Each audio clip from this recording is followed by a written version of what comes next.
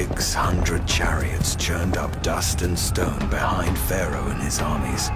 They rode with hardened rage deep in their stomachs. The air was thick with the scent of iron and hatred.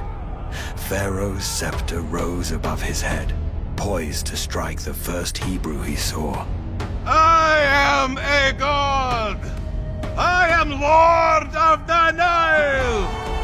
The image of Ra! I am... Suddenly, the heavens responded. The chariots were halted by a pillar of fire falling from the sky. The heavenly inferno raged before them with white-hot intensity.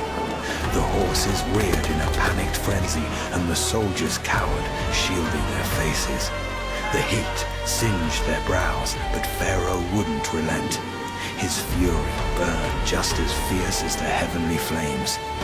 Violent rage dripped out of him like sweat. He knew the Lord had challenged him, but even after all the plagues and destruction, Pharaoh refused to bend a knee. You will not rule over me. If I can't hit them big, I'll kill them. Their blood shall consecrate my reign.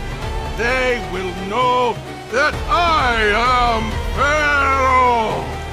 The children of Israel stood in front of the sea. The waters churned violently, a dark and chaotic symbol of death. Terror carved deep lines into their weary faces as they stood paralyzed, the sounds of Pharaoh's approaching fury growing louder behind them. They were trapped between their oppressors and the abyss. A mighty eastern wind blew through the canyons, churning the water's edge. The breath of God was near. Moses looked back at the raging sea. The waters were dark and untamed, just as they were in the very beginning. But the wind of God was present, the Ruach, the Spirit. Everything went silent for Moses, as if he were suspended from space and time. The clamor of the crowd faded into a distant echo. He gripped his staff tightly, brow furrowed with righteous resolve. He closed his eyes, hearing the voice of the Almighty resounding in his mind. Why do you cry to me? Tell the children of Israel to advance.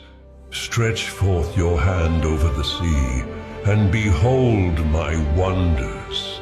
I will triumph over Pharaoh and his armies. My glory will be revealed, and my name will be exalted among the nations. They will know that I am the Lord.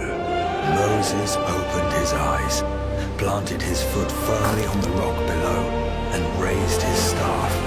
The breath of God blew from behind his chosen people. The wind cut through the sea like a razor, dividing the waters into two great walls with dry land between them. The people fell back and beheld the Red Sea yielding to the